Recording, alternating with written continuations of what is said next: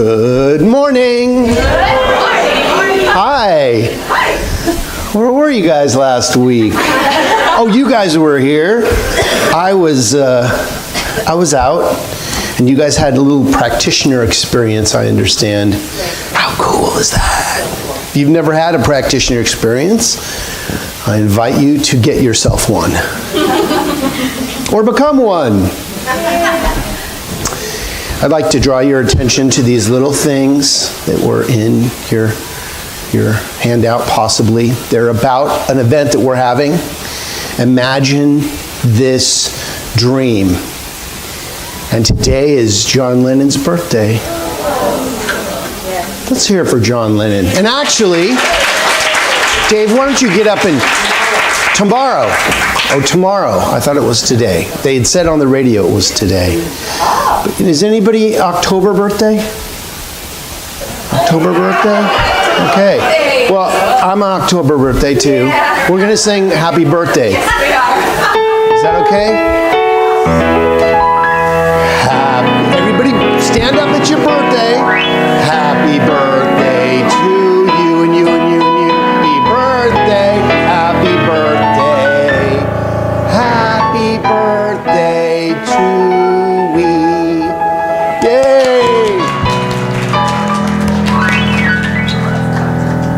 So, yes, please come to this event. It's on Saturday the 13th from 3 to 6, and there's no charge, and it's going to be kind of a get to come and explore your imagination. Find out what makes you tick.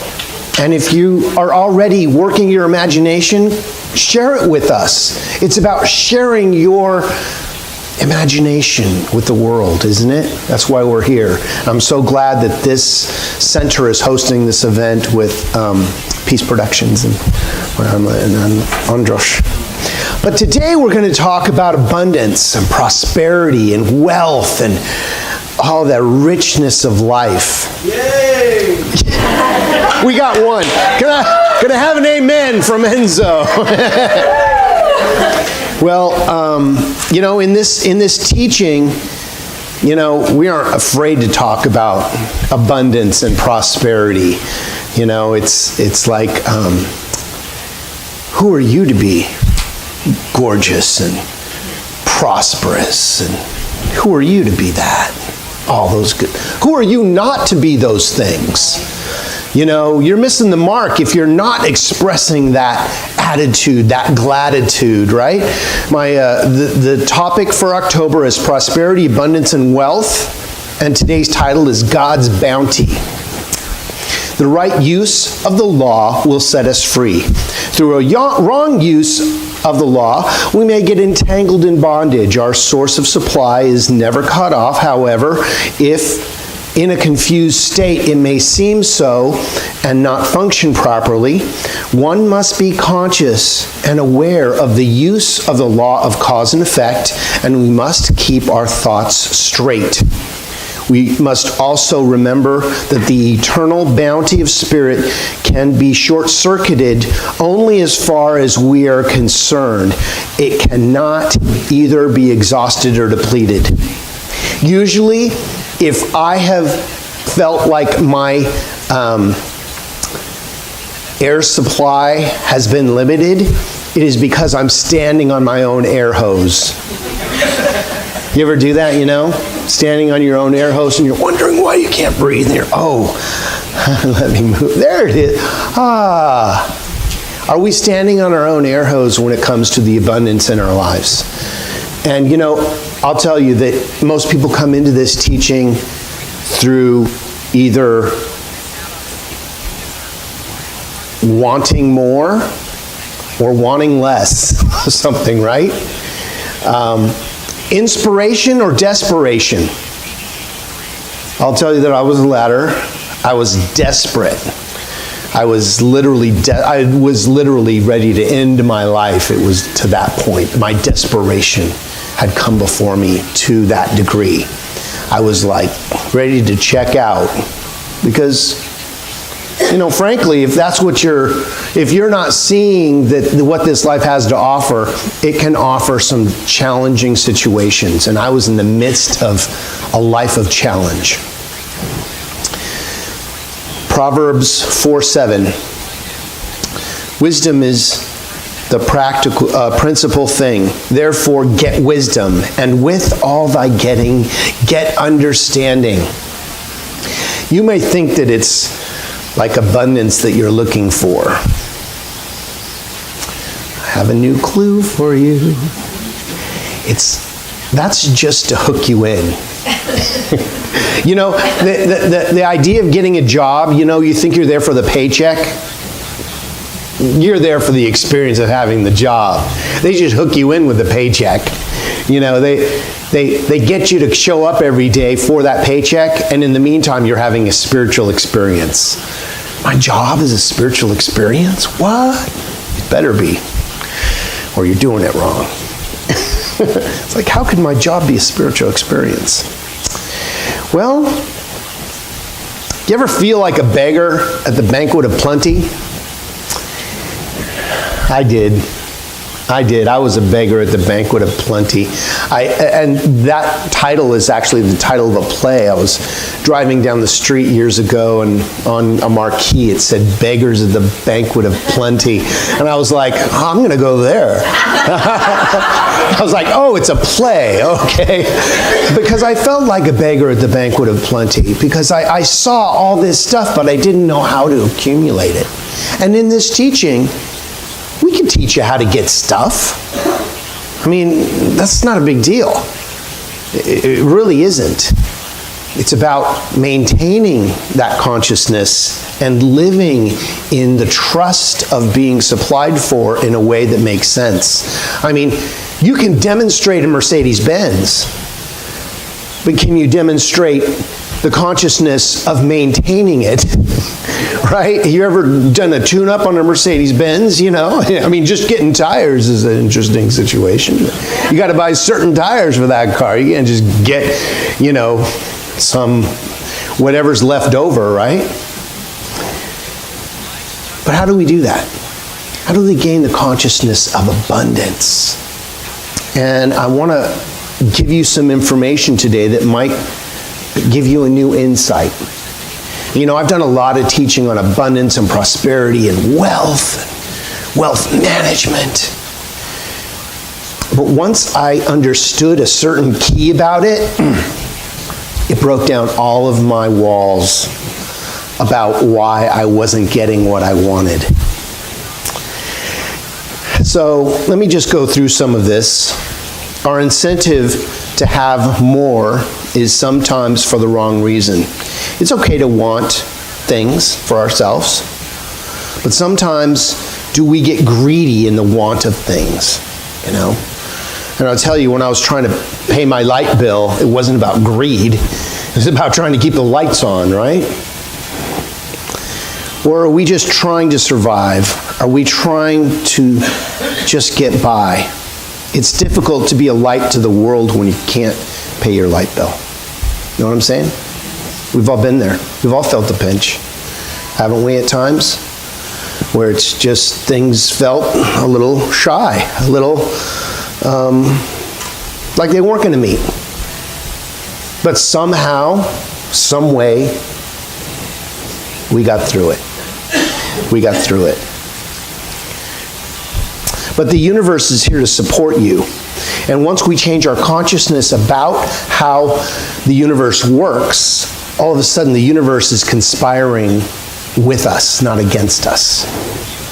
Instead of asking for things for yourself, try praying for things that will prosper everyone. Yeah, ding dong ding. Whoa. Try praying for things that will prosper everyone. Now, when you're trying to pay your light bill, I'm just trying to prosper the light company so that I can keep that switch on, so that when I go over to the switch, it will turn the lights on. But it's bigger than that. You need to maintain a physical well-being so that you can be a light to the world, so that you can feed yourself and go out into the world and talk about what you love and do your thing like nobody else can. And the universe is here to support you in that. So we have to change a couple things about our attitude about money. And one of the things that I started doing a long time ago that I do all the time now is whenever I sign a check on the front or the back, underneath my signature, I put "Thank you, God." It's actually part of my signature. You won't see my signature on a check without that. That's just how I roll, because I have to give thanks. If I'm giving money away or if I'm receiving money, I give thanks. Why? Because if you're not in an attitude of gratitude, then you're looking at it for the wrong reasons.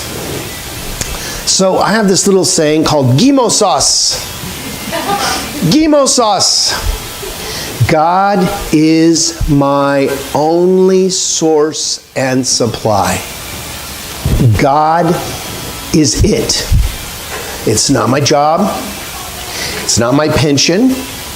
It's not my insurance company. It's not my doctor. You know, they have that MD on there. You know, we've made them God because they have that MD. But they just have a different opinion, you know. And, you know, sometimes when I'm not feeling well and I can't figure it out, you know, then maybe I'll go see an MD who will give me an insight that I may have not thought about. So, gimosos. God is my only source and supply. Not your job, not your pension, God. Are you on a fixed income? Well, who fixed it? Can you unfix it? Is it broken? Does it need fixing? You know what I mean? And there's some people, you know, it's like, hey, well, wait, you don't know my situation. You know, I worked for this many years. This is what I get. This is what I can give. This is what I can take. Does that mean you couldn't win the lottery? If you're on a fixed income, do you not play the lottery? I mean, if you're going to win, you have to play. But I'm just saying, there are other ways to have an income. I got a check a couple weeks ago from my insurance company that I'd overpaid them. What? I didn't overpay them. I paid what they told me to pay. But in the vast scheme of things, I changed cars and, you know, got rid of one and got a new one, and things changed, and all of a sudden there's this adjustment period, and I got a check from my insurance company. It's like, wow, they sent me a check once, right? Woohoo! It's like, you know, tithe right away. Tithe on that money. Tithe. Abundance is everywhere. Look how many leaves are on the trees. And we're seeing them more now that they're falling, right? Like, how did all these leaves get in my yard? Huh? Did a guy come with a truck full of leaves and dump them in my yard? No, the trees have let them go. It's fall. There's too many to count. Look at the grains of sand on a beach. One beach. Could you count how many grains of sand? I love this analogy because I see a guy with a dump truck backing up and scooping a scoop and counting them, right? 1, 2, 3. And then a wind comes and he's got, start over. 1, 2. There's just no way to count how many grains of sand are even in like one bag, right? I mean, you could probably get a computer to do it, right? But if you look at a beach, there's so many grains of sand, and each is part of the infinite, because there's not a spot where God is not. You guys are good. You guys listen, and you come back. I love that. So, look at a tree, an apple tree. How many apples are in that tree? Just looking at it. Just take a snapshot. Now, how many apples are in that tree's lifespan? If you give it enough, you know, the gardeners are going, well, you have to do this, and it's got to get this. But you couldn't probably count. Maybe you could, if you raised it from a sapling and, it lived 100 years. So let's take one apple. How many seeds are in that apple? Again, the gardeners, 7, 9, it's a good apple. Okay, now take one seed. How many apples are in that seed? You'd say physically none, but metaphysically countless.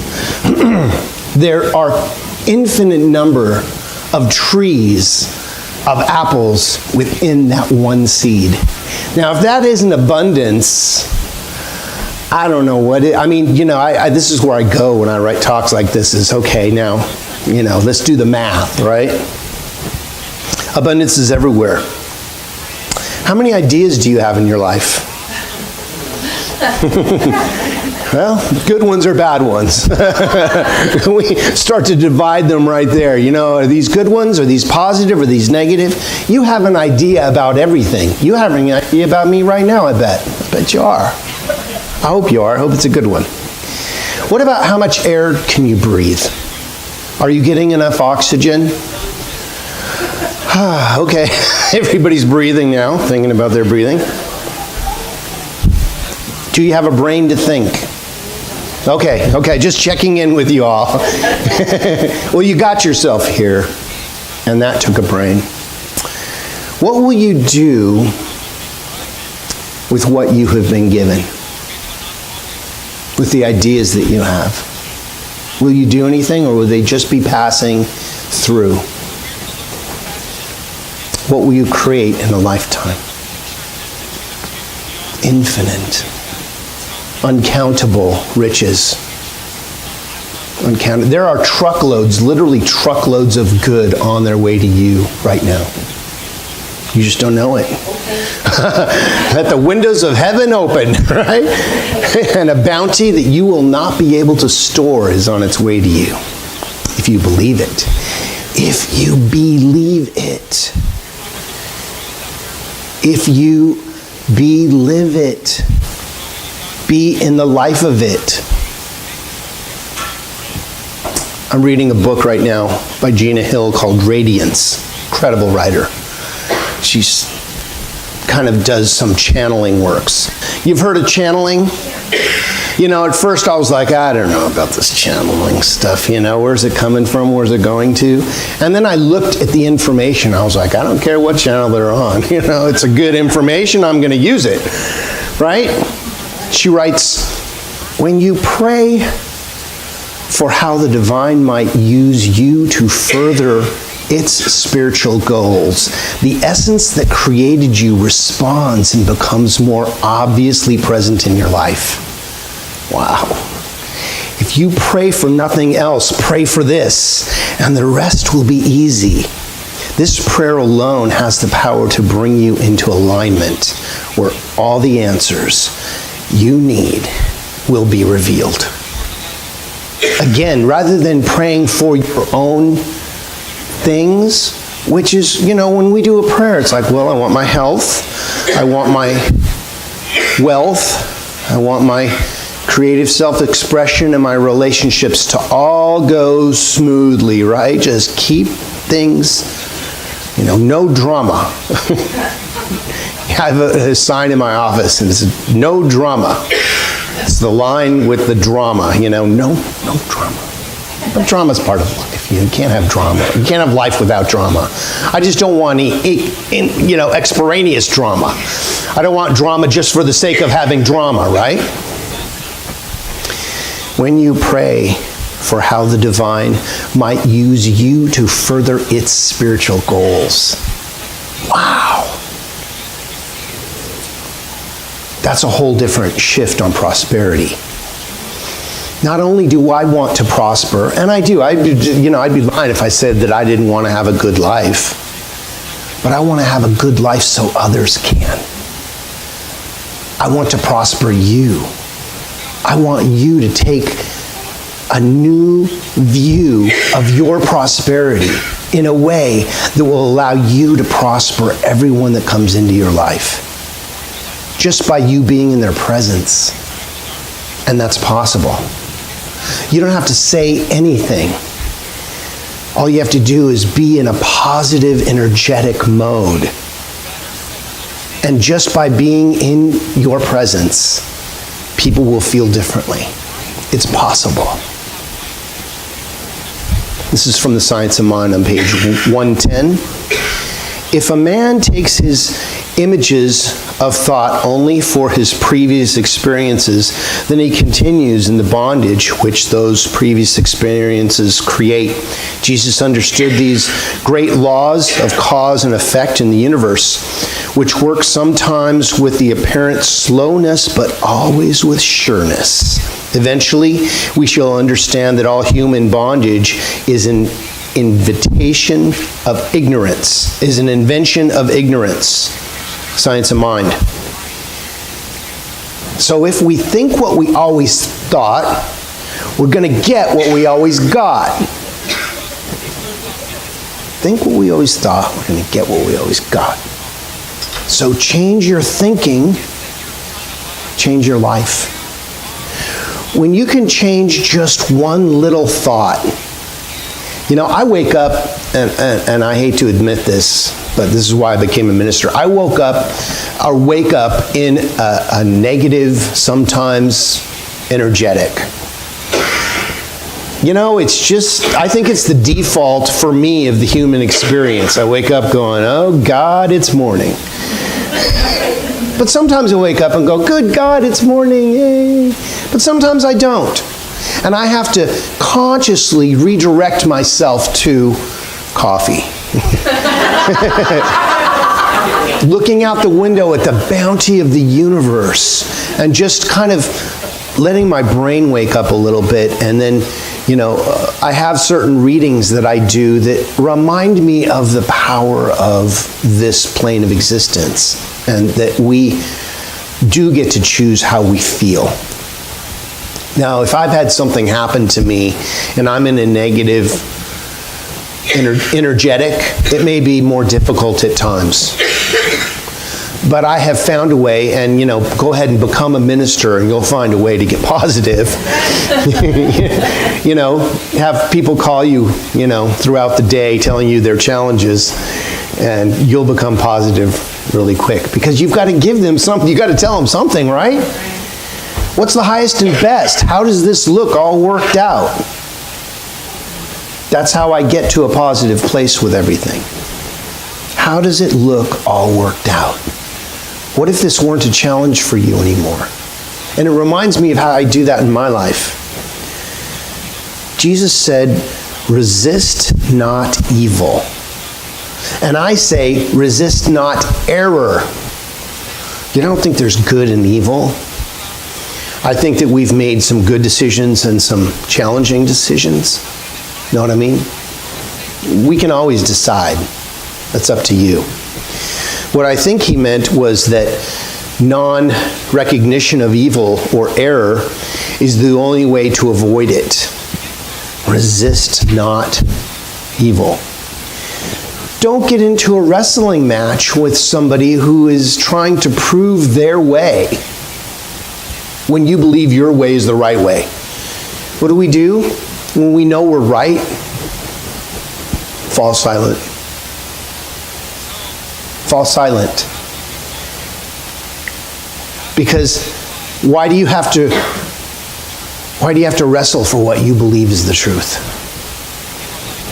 You're never going to convince them if they're in their way. You know, let them have their way.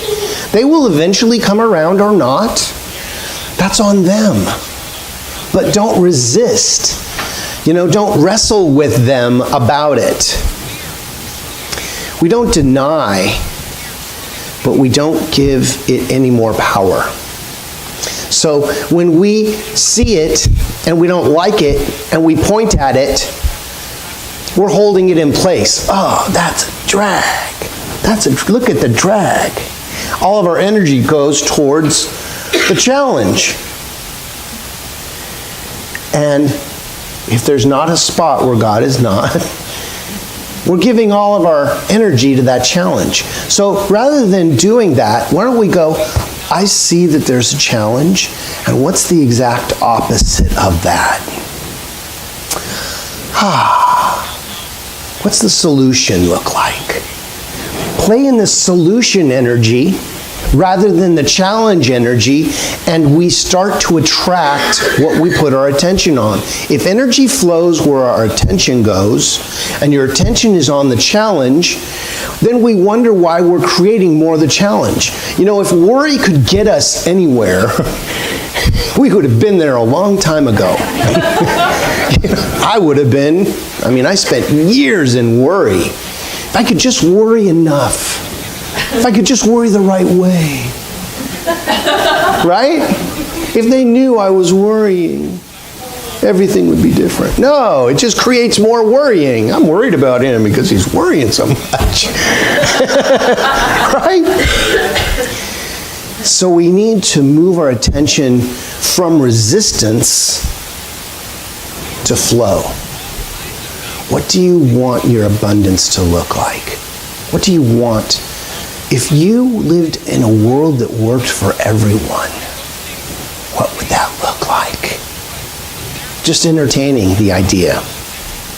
It's natural to use the past experiences to guide us through life, yet at some point we begin to realize the past is the past, and it no longer serves us. We must come to learn and love a greater source of supply, intelligence, and greater good. Releasing the past sets us free to create something better in our future. There are no limits, only what we create in our mind. So, in all you're getting, get understanding. Get a new thought. Do we hold on to feelings or harbor resistance or resentment? You know what resentment is? To re-sense that experience over and over again. Wow, this is great. I'm so resentful. Let's feel it again. We do have control over that, but we have to make a conscious decision not to. It's not always easy. But we must look at it in depth and say, am I going to be controlled by this experience, or am I going to change my experience of this? And it may take some time in reprogramming yourself. I know that for me, I had a lot of negatives that were in my life, and I had to actually record myself saying positive affirmations to myself.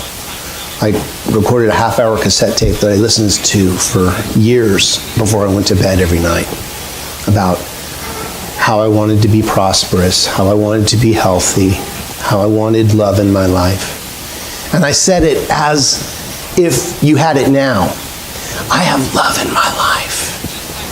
All my bills are paid on time and in advance with money left over to share and spare. Things like that. And at the time I was recording it, I'm going, you're nuts. You know, I was literally brainwashing myself. I needed a good wash, rinse, and repeat, you know? I was dirty. My mind was saturated in negative thoughts. I thought that's how you're supposed to be. I was just a product of everything that had happened to me. But once I learned in this teaching that you do have control over the thoughts you choose to experience, I started making different choices. And once you start making different choices, you start having different results. So stop resisting and eliminate any belief in duality or separation. God is all that is. There's not God and you. There's God as you. So, when we set our intention, the universe begins to work to manifest it for us, through us. So be aware of what you're deciding on. Be aware of what you're choosing. Don't just go, well, the world will give me a wonderful thought. That's like backing up to Home Depot and go, I'm building a house, just give me what you got left over. You're going to get all the scraps of the remnants of everybody else's project, right? We go to the very highest at front of the line when we want cement for our foundation, right? We look for the straightest 2x4s, don't we? Guys, you go into, you don't go down there and just take, just give me 4 of those, and they're all like, how am I gonna build a square house with twisted foundation? Just think about that. We need our foundation in the morning to be what is going to prosper the infinite by me being in this plane of existence. It's a whole different perspective, isn't it? I'll leave you with this. Not the pursuit of happiness, it's the happiness of the pursuit. You can pursue happiness, but be happy along the way. Be happy while you're doing it, because there's no getting there. You never arrive. You're never going to get there and go, okay, I'm done. I'm finished thinking. Go ahead, try it. Stop thinking. Everybody just stop thinking right now. I'll give you a minute. It don't work. You're thinking about not thinking. I knew you'd do that. So let's introduce positivity and love and rich genius into our being. Actually, it's already there. Let's activate the love that's already there and let it out. It's time, isn't it? Isn't it time? Come on, you've been holding on to it far too long. The world is in great need. And our playing small is not serving anyone. It's time to love with all our hearts. Know the universe is for us. We can confidently also know our prayer is answered before it's uttered. What if you were always doing a prayer of thanksgiving because you were getting everything you chose? That's the consciousness we need to live in. So let go of the past. Do not live in the old world. You are more than you think. Live long and prosper. And so it is. Didn't know I was a Trekkie, huh? Okay. Well, it's time to follow our teaching, and let's go within and let's find ourselves in our dreams and in our fantasies. So I speak my word right here and right now, knowing that there is a power. There's an energetic that is always on, is always loving, and is doing so right now by means of each one of us. Whatever you want to call it, it's your business. Whatever you decide that it is, or how it works is your business. But I think we can agree that there is a power that guides the stars,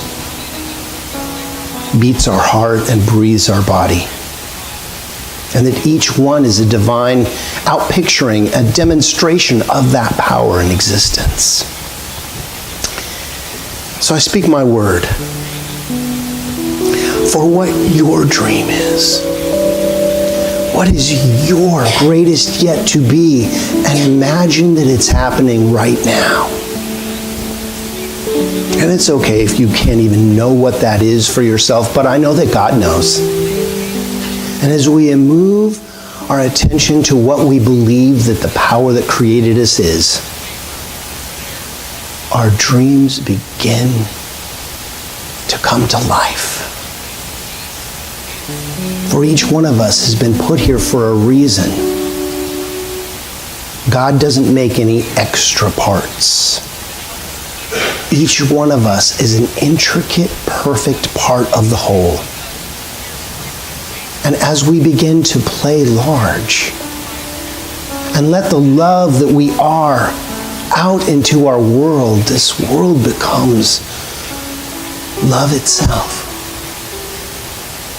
Our dreams become manifestations of the infinite power of the wisdom of creation. And in that power, something wonderful is happening. There is a release of what doesn't work and an embracing of what does. Not to deny that it's there, but thanking it for its message, we release the messenger back into the nothingness. And we embrace the love that it brings. Love is the reason we are here. And if that is all, that is more than enough. So I'm grateful for this time and this space and this place, for the energetic that has brought itself to be the love that we are in this room. I give great thanks as my heart overflows with love, as this universe is complete because each one of us is in it and a part of it. So I say thank you. Thank you, divine, living spirit of all that is. And I let go. I completely release this word into that living, loving law of mind where I know it is returned to each one of us, filled to overflowing in a way that is recognizable, identifiable, and allows us to move forward with love.